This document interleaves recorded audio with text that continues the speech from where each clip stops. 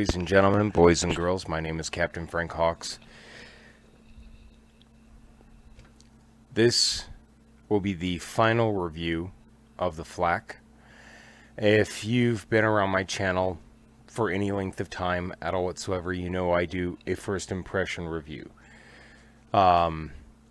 Here very soon, I'm going to be redoing the first impression review of this knife, because it needs one where you can hear me, and that will be another time. I'm actually, summer's coming up, COVID's lifting. We're actually going to get to that as soon as we can.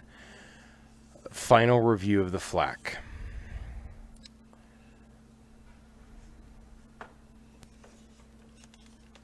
So, if you've been around for any length of time, you might notice that what I do is I give a first impressions review. My very first impressions review of the Flak was the Flak needed a little rethinking.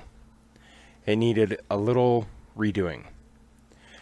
It has had 2 critical failures after no more than 3 games. Critical failure 1. This rod broke. In order to make this rod work, I had to take super glue to it. And once the super glue had dried, this has become a solid object. This is no longer a problem. Now, the second critical failure is part and parcel to a component. I'm going to take the bands off of this. To a component that's necessary to keep the plunger primed. It has to be kept in place, because if it moves in any capacity while under pressure, the trigger fails and the plunger moves forward without you wanting it to. And basically, it is these wings. The other wing came off. It was already loose to begin with, and that, I believe, was a matter of the print of this side plate and the print of the screw hole, which I think should have gone along with these and just have been a screw hole that had a nut inside of it. I don't know why that wasn't a thing. Also, there are several parts on the Flak. This piece right here, this center piece on either side is held in by 1 screw. And being as thin as it is, that is the reason why it broke. This piece right here, this wing that goes right in here, is held in by 1 screw. There is also problems with the stock, though the stock is still kicking ass and taking names. The reason why it's waggling is because inside this screw hole right here, the nut in the screw has started to chew away at the material that they are bound against and what's around them. And that's just from sticking it to shoulder and priming the device. Okay? See right there, when I lifted my thumb on that? That's what the rubber bands do, is they lift this. And so without that wing there, it just comes forward. Missing 1 wing is enough to screw this. Like, as in for the day. Generally, what I prefer to do as far as reviews are concerned is I will operate whatever the device is 3 times. I will make little notes in my head or on a piece of paper, and then I will come back to you and I will talk about it. So,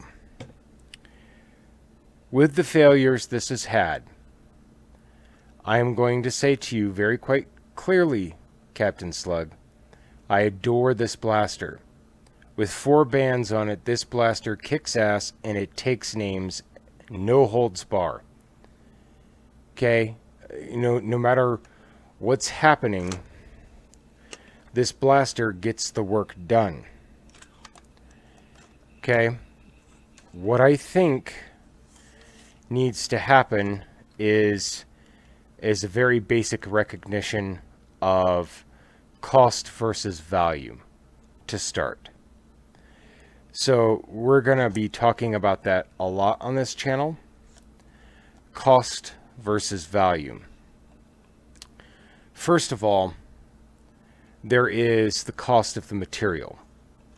Captain Slug prints in mass, so I would imagine the cost is reduced per product. Not overall, but per product. This blaster comes in at the retail market price of $100. With this piece failing so easily, with the general design of the handle, which needs reworking, and the general lack of any kind of foothold in this area because this piece moves, and because of this rod, what the current market value is, which is $100, has to be devalued, because this is not a $100 blaster. Now, that's nothing anybody wants to hear. That's nothing anybody wants to hear ever, that their blaster is not worth what they sell it at, that their product is not at the value that it's at. If you are going to continue to sell this in this format, the price must come down. This is not a $100 blaster. A $100 blaster should be able to go to 10 games with minimal difficulty. This went to 3 games, all of them approximately 3 to 4 hours long, all of them with regular use. The first day, this piece broke. It then had to be super glued in, which you can kind of see on this screw. It's a little opaque because this is all super glue in and on and around it to make sure that it remains very, very anchored. This is not a $100 blaster by this. This devalues by 10. That's 90. This, which is required to be able to make this fire, devalues by 20. Okay. So that's 70. Okay.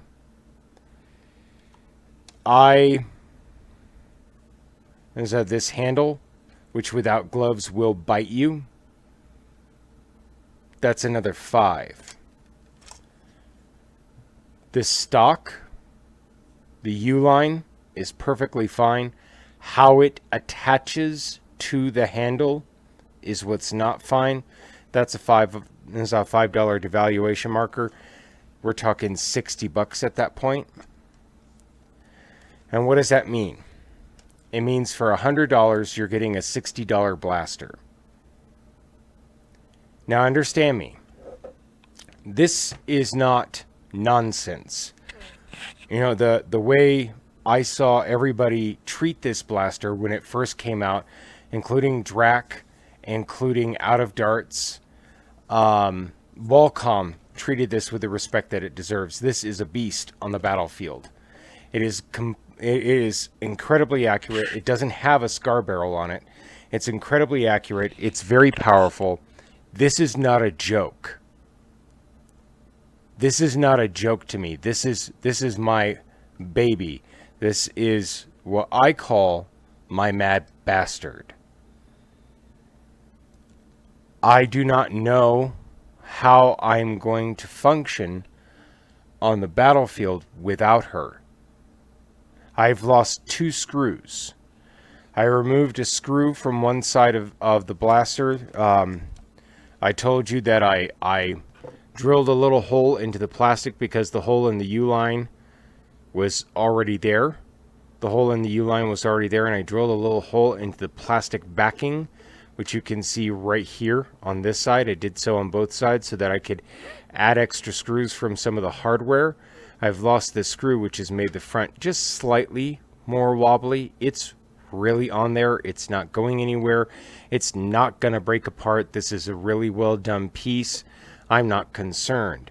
And it's not an easy fix either. It's not a matter of this one piece needs to be replaced. I have the piece and I have a screw. It's a matter of, in order to anchor it properly, I may have to drill another hole in this piece and drill another hole in the base where it goes, and then I'm going to have to put super glue. This is what I use into those holes and screw screws in them and hope that the wing itself doesn't break, which I don't think that it will. I think that it's printed really well. It's printed at an angle so that this can absorb a little bit more stress, and it's a solid piece. It's not hollow like you see some 3D prints. Honestly, whenever I first bought the flak, I did not expect to be as in love with it as I am. The flak is my shotgun. The flak is my sharpshooting rifle. The flak is my machine gun. It covers those bases. It is that flexible, and that's one barrel. That's me popping it off as fast as I can, and buckshot is 1, 2, 3. I wish it had a little bit more of a tighter seal. I may have to replace the barrel to do that, because if I had a tighter seal, I would not lose such range with buckshot. So standard 1 round out of the barrel is quite a bit of a distance away. 3 shots cuts that range in half, because it's the same amount of air pushing 3 darts. And if the seal was a little bit tighter, it would be a little bit better. As far as I'm concerned, with its performance, that brings it back up to at least $10. So that's $70. This is a $70 blaster as far as I'm concerned. And that's my final word on it. And there is going to be some grievance on Captain Slug's end, because I'm going to send this video to him. He will not be happy about it. I'm not asking for a refund at all whatsoever. I'm asking to review more of his products more frequently, because I'm not going to be a drac. I'm not going to sit it up on a stool or a table and give you a 5-minute intro, shoot it over a chronograph, which doesn't mean diddly shit, and then shoot it into a forest where you can't actually see the range. I'm actually going to take this out into the field. If I had a GoPro, you would actually see what its ranges are. You would actually see what its performance is. But I'm not willing to spend that kind of money on a GoPro. I'm not. But flat out, the Mad Bastard kicks ass, and it takes names. How could we resolve the problems? The problems reside in the fact that the entire top of the blaster is open. And the only way that I can imagine fixing it is that these wings must become a solid piece straight across. And they must be anchored to each other, to the sides. Because just being a solid piece is not going to fix it. The solid piece part will make it a single thing that goes on, and the bolting across will improve it. There's a problem. You have a firing pin. Is that you have not a firing pin? You have a catch that's in the way. I'm not the engineer. I'm just the YouTuber who's reviewing the engineer's stuff. This is going to get in the way of that idea. If it was the hinge of the catch, if it went all the way through and were pinned together, and I'm trying to figure out where that is on here, right here, where this is, where the actual hinge for the catch is, right here is right here. Okay, this is the hinge the trigger is on right there. That's what makes it depress. If I can get the angle, that's what makes it depress the catch right here. Also, it pre-releasing is because of this back angle right here on this catch. It just, I would say like a millimeter more is all that would be required on there. Just a slight angling out by like a millimeter, because otherwise it catches just fine. There are a lot of people who will not like the sorts of things that I'm saying to Captain Slug, but to be a person who cares about somebody else's work, you have to be willing to be honest. Understand me, with this blaster's failings, 2 thumbs up is the final review. It is not in any capacity a shirker. This thing delivers the hits insanely. It's not a K-26 operated spring monstrosity. It's a rubber band gun, basically speaking. This is what it uses. For what it is, taking it out onto the field of battle for the first time, every nerfer that I met who looked at this and went, pfft, the same day that I used this to out them over and over and over and over again, changed their minds. Each and every single one of them said, I need to have a flak. As a person who is in love with this product, my statement is clear. This must, in parts, go back to the drawing board. This must, in parts, be rethought. How the stock works, how the handle is, how these operate, how this operates. Those parts must be rethought. These are the parts that make the engine of the foam flinger work. Without them, they don't. That brings me to the next subject. The design of the flak is designed around the idea of a 12-year-old. I have an 11-year-old who's in bed right now, who with 4 of these on can't prime this. For any of you who need any additional convincing, with 4 of these on, where'd the 4th one go? Oh yeah, I put up the 4th one. With 4 of these on, my 11-year-old, who's pretty tough and pretty strong, can't prime this blaster. This blaster is not a joke. This blaster is my mad bastard. And as soon as I get it repaired, I am going to take it to the next war, and I'm going to run it again, and again, and again, until it falls apart in my hands. Because it's worth it. It really is. There's a few design flaws that need some minor thinking. That's it. This does not take super genius thinking. This takes a few tweaks and quirks. I would always treat a new blaster from Captain Slug as a prototype. This prototype needs some work. That's it.